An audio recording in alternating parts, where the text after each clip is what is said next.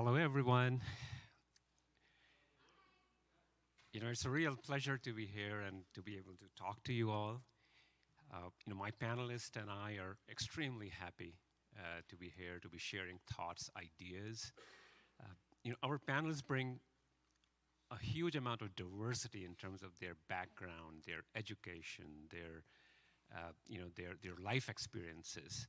And I think at the end of the day, when we talk about jobs and we talk about skills, it's really a culmination of all of these experiences of education, of culture, of our backgrounds, that in turn kind of really adds up to what skill sets, what jobs are going to be there, and how are we going to make sure that our kids and us, we ourselves, how are we going to be better prepared for the future? That is not really out there. It is really upon us. Our future is right here, right now. Whatever we do today in this moment really defines the future going forward. And that's why I think a lot of us, when we look out ahead, we say, hey, 3 years from now, 4 years from now, 10 years from now. Well, really, it is really about today. And so that's something that we're going to talk about today. I'm going to invite my panelists to come over and come on, Katja, Aaron, Syed.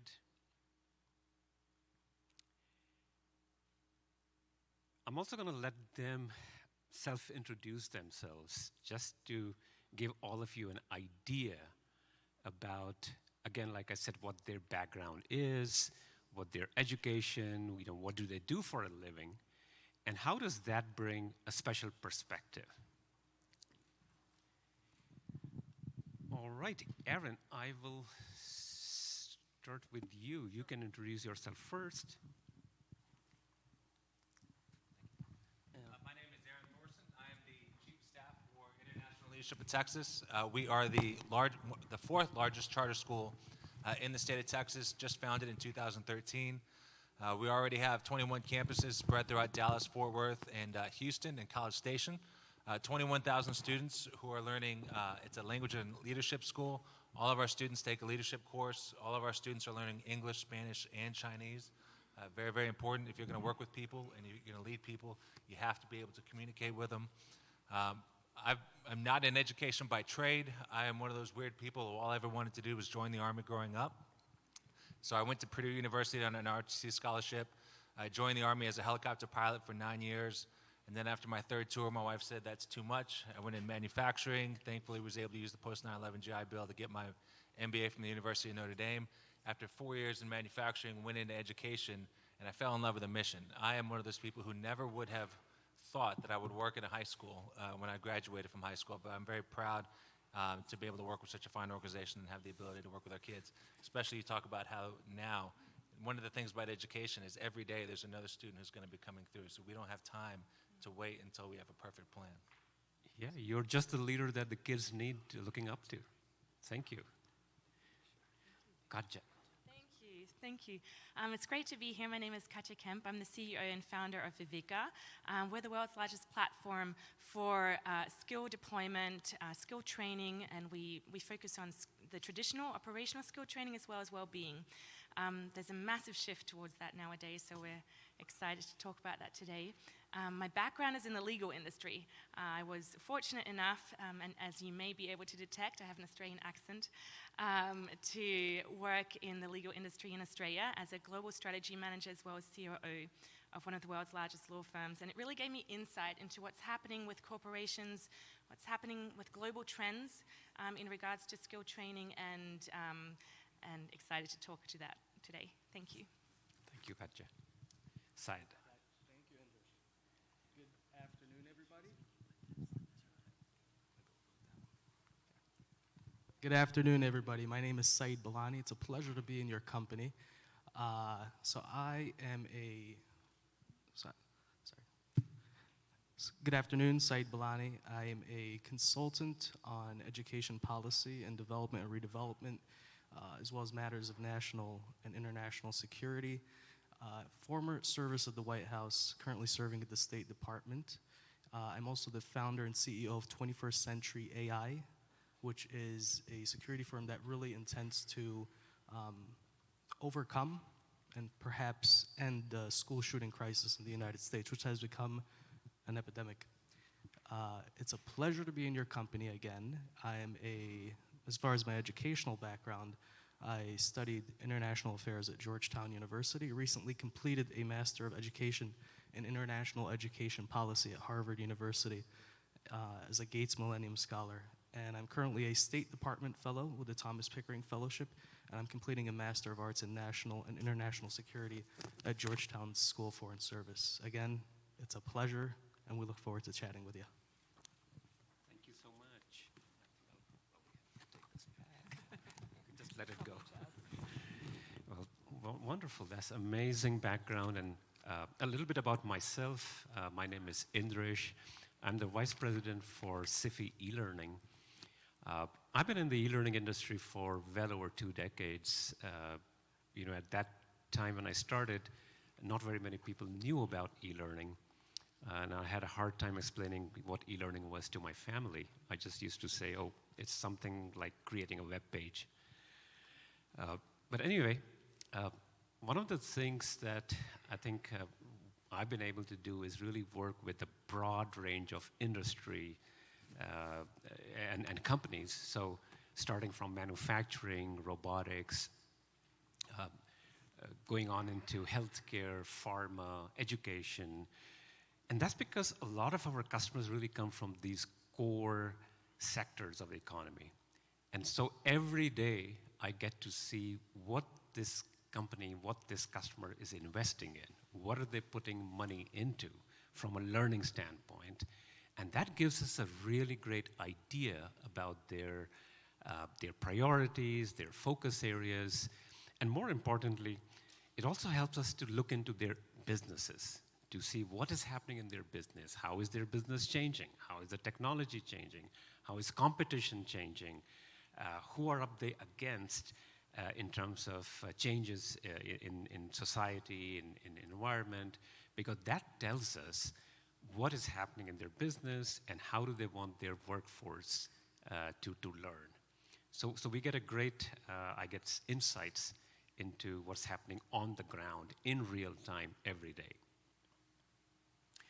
That actually brings me to, one of the topics that I wanted to really talk about, and I'm sure a lot of you are interested in, is how has, the world of jobs changed, especially in today's environment? What has happened? What is different?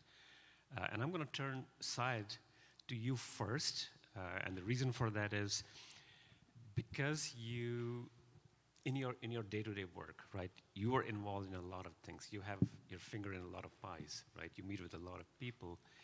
What is it that's telling you in terms of how are jobs changing right now? Well, jobs are changing in an abundance of ways. I don't think I can explain it in just a couple minutes. But it's really crazy to see how far we've come over the last year. I mean, if you think about it, COVID came last spring, March of 2020, more or less. And in just a matter of a couple weeks, if not a month, we transitioned completely to a virtual modality. I mean, just over the last year, I completed an entire master's degree in its entirety virtually. This is something that I haven't done before in the past. So it's academically, educationally, work. I've also continued to work in Washington, D.C. in a virtual modality as well, meeting with people that I used to meet with in person on a daily basis. But this has all been online. So what I think this has really been shown, at least in my experience and from my vantage point, especially in government and education, consulting, advising, it's really shown the power of the internet and how, usually we say, oh, the internet has, it's dividing us. Social media is a divisive element. But in reality, I think it's connected us. And I think it speaks to the human potential. I mean, we picked up like that. And we're at a place where I don't think we will ever return to a pre-COVID work modality, educational modality. It will continue to stay with us, and I think that's a good thing. Because it's just shown us the flexibility, the platitude of online, of virtual spaces, and how we can be interconnected on a local level, community level, national, and even international. So it's been a really transformative, I think, year for this country. Absolutely. So Katja, I want to turn real quick to you. You said you're one of the largest platforms, like almost like a marketplace, where people are looking for skill training and all kinds of different competency-based trainings, and they come to your platform looking for these courses or these programs or coaches. So I'm sure that's giving you an idea about how jobs are changed, right? How have they transformed themselves? So tell us a little bit about that. Yeah, thank you. We are a platform, so yes, we do deploy talent, being skill trainers and coaches to companies and individuals, but we also provide them with software.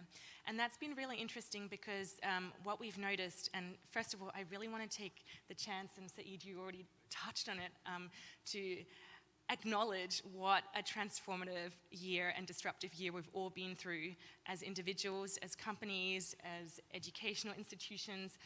And what we're really seeing is a shift from this coming out of the surviving to now how can we thrive.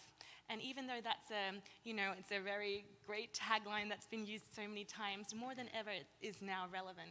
And what we're seeing with companies is that a beautiful trend is happening. They're starting to put the human capital, they're starting to put the human in the core focus of it. And they're really recognizing, okay, in order to increase our bottom line and our productivity, it's important to retain the talent that we still have and invest in them. And it's both a push from the company side as well as a pull from the employee side. And we're seeing three main trends. Do you want me to touch on that right now? Yes, please. Yeah, so the three main trends that we're seeing is, number one, we're in an employees market. What does that mean? We've seen a mass exodus from employees exiting the corporate environment. This is twofold, the reasons.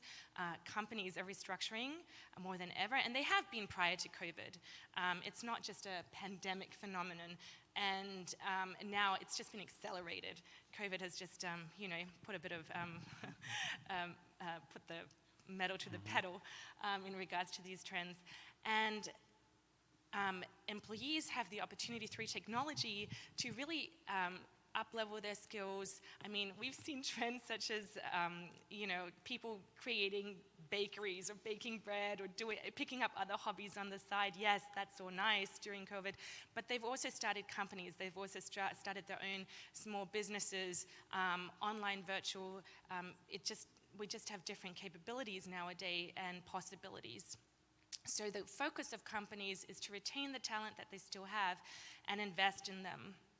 And the trend that we're seeing with that is going from the work-life balance that we've had in the past to well-being. So a focus on designing work around well-being. Why is that? Well, you can look at your own lives. There's no clear distinction anymore between your workplace and your home place. Everything's becoming a blurred line, which is really, people are being more flexible in that sense, but it's also created an opportunity and a demand for well-being in work, in the workplace. And so that's what we're seeing that companies are really focusing on now, and it's not just a tagline anymore, which is beautiful. They're really investing in their employees. And lastly, the outcome is that companies are really focusing on the potential of the individual. I think in the past, there's been a lot of skill training that we've seen in order to fulfill a task. So you do sales training so you can be a better sales expert.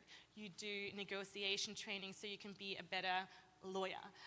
So there's always a direct correlation to the outcome. Now what we're seeing is that employers are investing in the potential.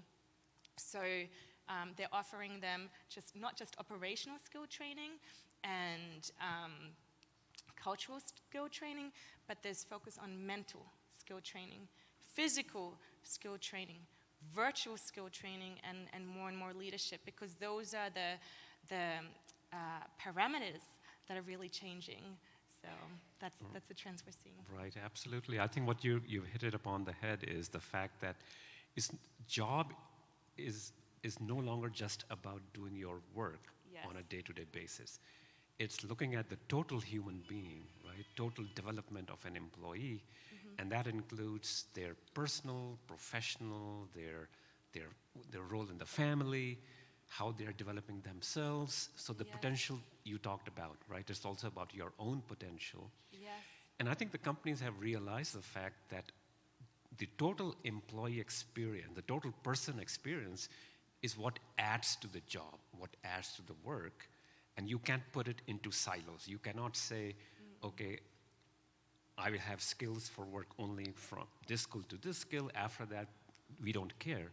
It's not that. Every skill, every knowledge, everything that we do is interconnected. And that is what allows the total human being to bloom and to become, the full rise to the full potential. And that's what companies are forced actually to realize, Yes. right?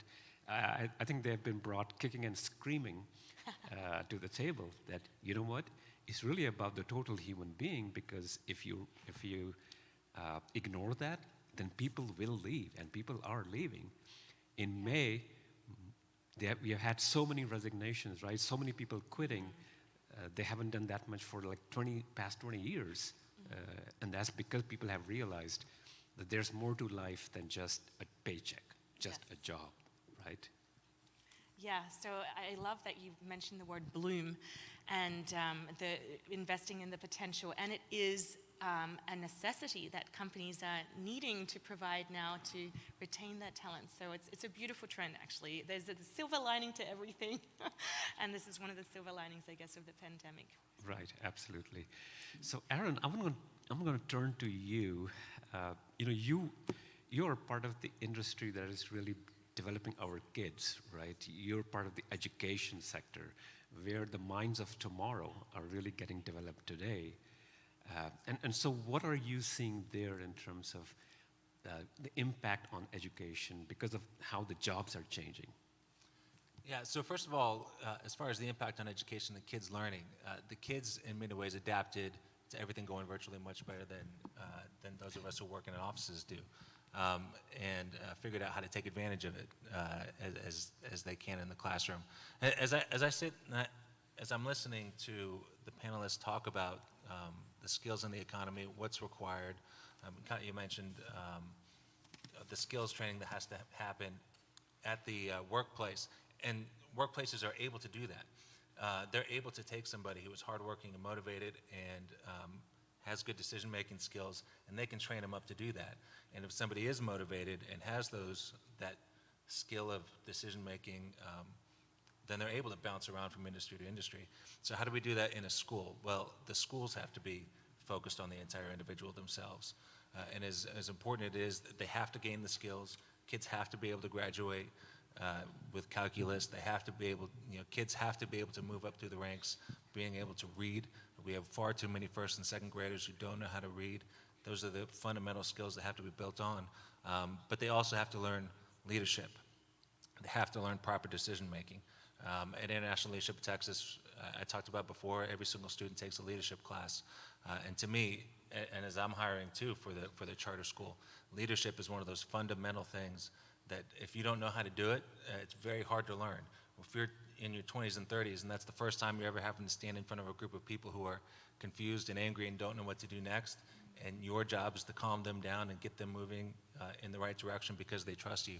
If you haven't developed that skill before then, you're going to absolutely struggle. So we have to teach those types of skills at a high school level. You have to give somebody the opportunity to lead and the opportunity to fail as a leader before they graduate, and you can't just rely on extracurricular activities in order to do that. Right. And I think that's a great point you make, because at some point in the past at least, when it came to school, it was all about like sports and extracurriculars and all of the things that I think parents thought that more activities, the better for the kids. But what you are saying here is that it's not just activities for the sake of it, but it's also developing your mindset, developing your worldview, your perspective. and again, developing as a total human being. I think that theme keeps coming back again and again. Do you agree to that? Absolutely. I learned how to lead when I played tackle football. I got into the Army, I learned a little bit more about how to lead, but if I hadn't played tackle football, I wouldn't have gained those leadership skills. But it's not just teaching leadership, it's incorporating leadership into the different classes and the lessons that the teachers are doing. The old school teaching, teachers know how to teach. Just tweak in and figure out a way to have somebody be the leader over this in the class. But they have to have that mindset as they're building their lesson plans. And the headquarters has to, I call it the headquarters, the central office, the district office. I used to be in the Army, so I call it the headquarters. But the central office has to have that support structure in place so that all the scaffolding that has to occur in math and science and everything else also happens in leadership and all of these other computer science courses. There needs to be scaffolding. What does computer science look like for a fourth grader? What does it look like for a fifth grader and a sixth grader? Just like we've built in for math and science and reading, we need to build those in for all of these other advanced courses. Right, absolutely. Syed, I'm going to turn to you. Your role with, in the Department of State, and the fact that you also are exposed to people, to students, to pretty much so many individuals from across the world. What do you see in terms of changing trajectory of U.S. skills when it comes to jobs? When you kind of compare what is it that we are doing here versus what is happening across the globe, what do you see, what should we be doing in terms of future of skills, and where should we be focusing on? So, if you look at trends in the post-COVID economy, trends show that jobs that are being created now, they're more heavily concentrated with the highly skilled jobs.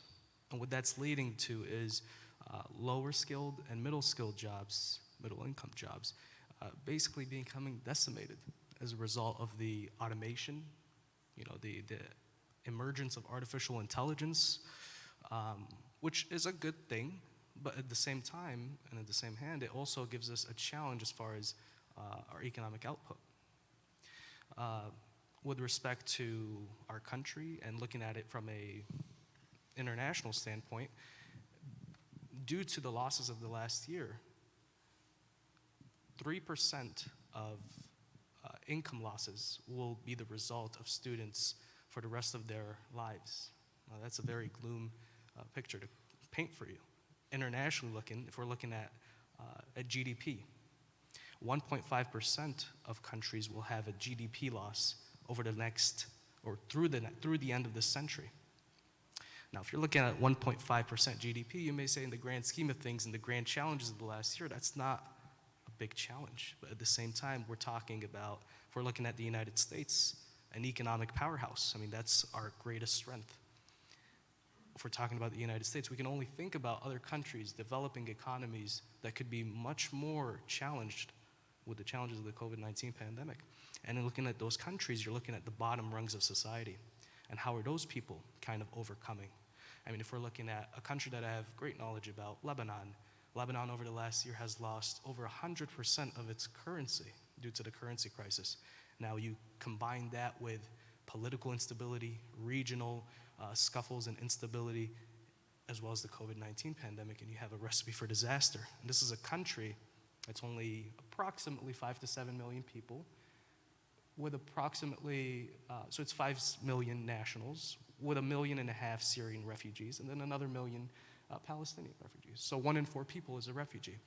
So a country like that, a developing economy challenged by many other challenges, you can only think about the challenges of the people at the bottom rungs of society, the refugees, the displaced people. And if we can go on and on about this, people in Gaza and Palestine who don't even have a central government. And so we are quite blessed to be here in the United States, looking at it from this standpoint, but at the same time we have a lot of work that lies ahead. And the other thing is, especially with the post-COVID economy, we're having a lot of occupational transitions. So, like I said, we're losing out jobs that are low income and middle income due to automation. But how do we kind of get these people in these kinds of jobs to overcome that and to get into the jobs of the upper scale, so like the more skilled jobs. And well, three things we can really touch on, I guess, is you could say we can imbue transferable skills. So skills that you can work in one job and that could be transferred from cross-sector, cross-industry, and that could benefit them.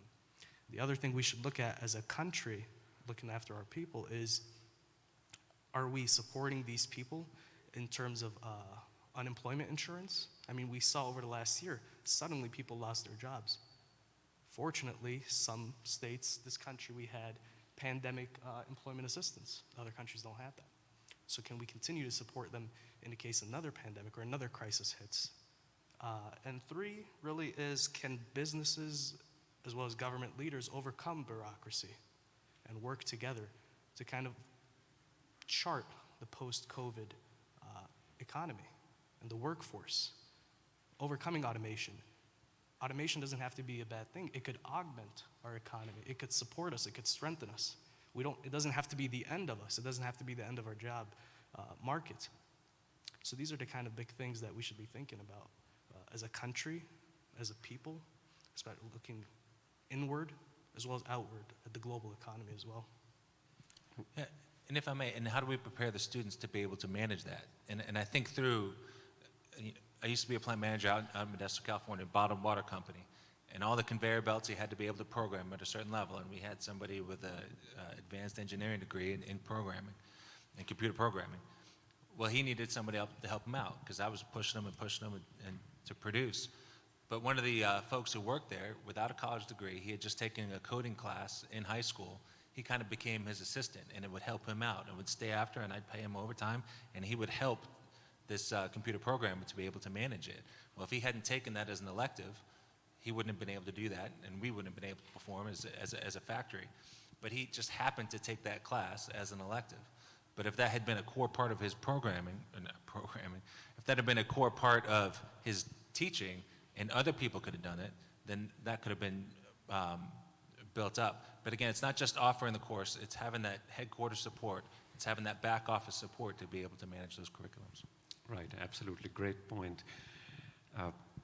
Katja, in terms of, let's look at the future, okay? Yes. If you look at the future, a lot of things have to be learned very quickly. Not in a matter of years, but sometimes in a matter of months and perhaps even weeks and days. How can we in the workforce and people who work, how can we suddenly pivot and make our learning agile and continuous all the time? What do you think is that one ingredient that's required? Yeah, great question. I think it's important to realize, we're living in the most abundant times that we've ever lived in. And whilst we're just recovering from a pandemic, it's easy to lose track of that. So I think we're moving towards a very bright and transitioning into a very transformed future. The pace of change is a term that's often coined when we speak about technology, that the amount of data that we have online is doubled year on year. That the amount of new skills that we need to learn from just looking at our smartphones, there's a new smartphone coming out every 9 months, and it's hard to stay on top of the next number of the iPhone. But how do we keep up to date as human beings? This whole change creates a whole urgency, and urgency can create uncertainty, and uncertainty can create anxiety, creating cortisol, and human beings are least functional with the amount of cortisol they have in their systems. So it's twofold, in my opinion, and what we've been seeing, it's one, to really focus on that mindset that has been coming up more and more in, I guess, across industries and across age, that it's important to foster a mindset that creates the space for learning through mindfulness, through whatever physical activity, through nutrition and so on. Again, focusing as the human being as a whole, but then also seeking out help. And I think there's a huge shift towards people being more and more proactive, seeking coaches, seeking trainers, seeking a hack really, on how to get to whatever they want to quicker. And it doesn't have to be a physical coach. There's so many free tools online nowadays. It's really, and that's what I speak to, the abundance and the ubiquity of knowledge that we have available with the internet, with simple tools like YouTube or TikTok. People are educating themselves on TikTok, and students as well, right? And I mean, there really is an abundance of knowledge out there, and it really allows for so many opportunities to unfold. But I think in order for us to embrace these opportunities, a healthy mindset is definitely a prerequisite, and to foster that on a daily basis. And then also reaching out for skills, reaching out for trainers, reaching out for experts in the field. And people are seeing this now as a smart move rather than a cry for help. So that's what we're seeing. Yeah, yeah. And I think one thing that kind of jumps out, like you said, was I think everybody also has to be self-aware about what is it that they would like to focus on, what are their skill sets, what is their background in terms of their interest, and how would they like to contribute, right, to the larger society. And that might be different for everybody, right? You can't bunch everybody together and say, hey, all of you become experts in automation, all of you learn programming, all of you do AI. There are some people who are really great at, say, music. There are some people who are very good at math, some people who are good at healthcare. And they need to really be focusing on what they're good at and how they can contribute. And again, it's a total human perspective, right? Everything kind of coming together. Yeah. And it's not just about the job. It's not just about the money you make, but it's really about, what happiness you're gathering for yourself as well as for others. Absolutely, Andresh. And what we're seeing is there's more and more a trend towards purpose-driven companies. And people actually paying attention to that. People don't want to work for companies anymore that don't have a humanity plus aspect, or less and less people do. So I think what you're pointing to is really important. When there is a wide range of opportunity, to focus and have the central point of view of, what do I really want to contribute, what do I want to focus on, is incremental. And the beauty about this is we're seeing companies really focusing on this as well, letting their employees bloom, but also giving them the tools to kind of unfold in their areas of expertise. The micromanagement is becoming less and less. One, because it's not possible to do anymore. Your employee isn't sitting next to you. They might be working from Barcelona. They might be working from Mexico City now. And it's just, it's up to them how they get the work done. So, the autonomy is really fostered in the individual. So that's right. Really and as a country, we're also facing a lot of competition as well, right? I mean, countries all across are coming up the curve when it comes to skills, when it comes to capabilities. Yeah. So we are not just no longer about, US, in and of itself. It's really about how do we compete with others, right? And also it's not also about competition. There are times when we also have to collaborate. Yeah. So competition and collaboration go together. Yeah. And Sai, do you want to say anything to that effect in terms of its impact on skills? Of course. So, so I'll tell you this much. The American military, you would have some background here. Maybe you could talk about a bit about it. But the Pentagon's budget for the last year, fiscal year 2020, was $714 billion. America is the strongest, most mighty national defense in the world. $714 billion. Looking at fiscal year 2021, it's looking to expand another $19 billion. Now, if you compare that, I'm just drawing a contrast here, the education sector, a meager $68 billion. Now, education's supposed to be the great equalizer, And you would agree with me perhaps on this, coming from a K-12 background, that our universities are top-notch, some of the greatest in the world. But our K to 12 schools are failing our children. They're lacking in many respects. And it's the K to 12 schools that kind of imbue those leadership skills, as you were talking about, those leadership skills that are needed in this new post-COVID economy. Many students don't have the luxury of pursuing a college education, much less a private college education. So we need to be investing in public education, and particularly in K to 12 schools, making universities that are public, colleges and universities that are public, much cheaper and free if possible, because it's an investment in the future of our country. I mean, this is not a cliche, it's the sheer reality. The youth, the next generation, are the future of this country. And whether we emerge as this great power, whether we own the next decade and perhaps the next century, depends on the next generation. So we must invest in our youth, in our education systems, K to 12 in particular. Please tell me a bit about how you're kind of doing that, work on that. Sure. So we get about $10,000 from the state of Texas for each one of the kids throughout the course of a year. So that's $10,000 to educate one student over the course of a year. When I was a helicopter pilot, each helicopter, and this was about 10 years ago, each one cost $15 million.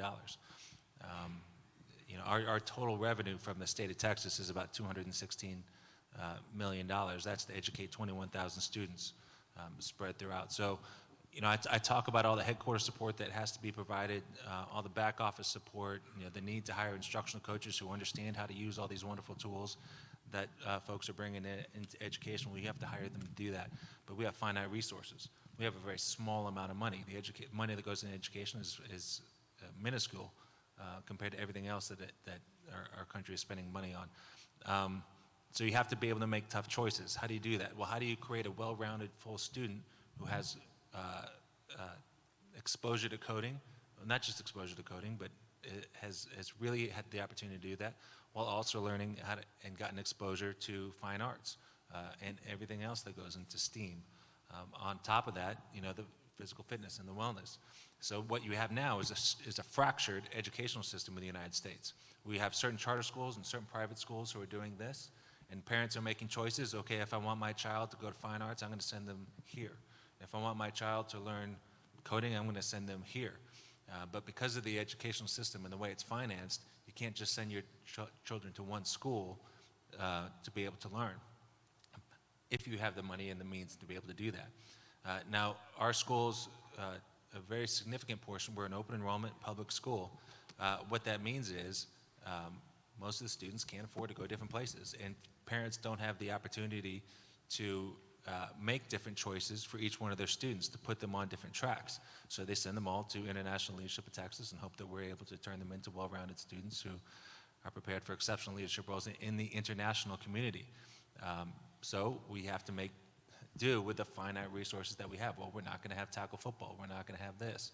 We're going to choose to emphasize this curriculum over that curriculum because we have finite resources. And I'm sorry, I can go on forever talking about how our struggle for money, but it's a difficult challenge. Yeah, no, absolutely. Do you want to add anything? And I'd just like to add that I'm not saying we shouldn't be spending this much on the military. As a student of national security, I think that's mightily important, the American presence in the world and why we're investing that much in our defense. But at the same time, that could also kind of go towards education. For instance, over the last year, we've also seen the challenges of the racial crisis, fueled by law enforcement and some bad actors in the law enforcement area. Education could be a mighty power when you combine it with defense and law enforcement into kind of transforming American law enforcement, policing. In many ways, education touches many sectors. And perhaps now we're getting into political conversation, but education can, it really does touch many industries. So an investment in education is really an investment in this country, simply put. Right, absolutely. I think it's a given that education is extremely important. It's also a given that, at some point, we also have to develop, a total human being, right? Who will have skills, who has, personal aspirations, and everything aligned to how society is developing and needs to develop. And so I think these are all different facets, right? And they all have to kind of come together at some point in time quickly for skills and the jobs to align as much as possible. So now that we are at the end of our time, I just want to have one quick point. Each one of you can make one quick point. If it was on your wish list, what do you think would be, what would be on that wish list in terms of the jobs of the future and skills of the future? Aaron, I'll start with you. Just one. Well, he's got me thinking about all the lack of funding that we've got. That would be wonderful. But in the end, there's always going to be a market.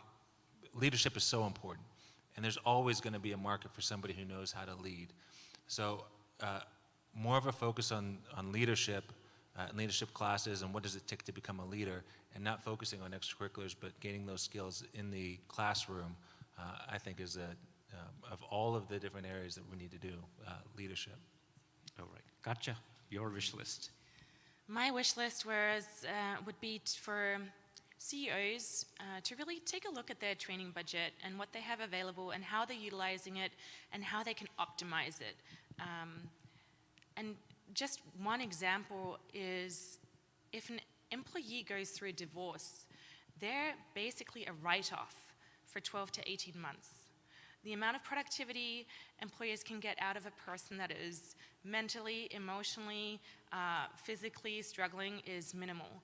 And for those companies who are currently thinking about skill training or looking at their budget for the year or thinking about mechanisms to really measure and successfully implement their skill training, just get in contact with us.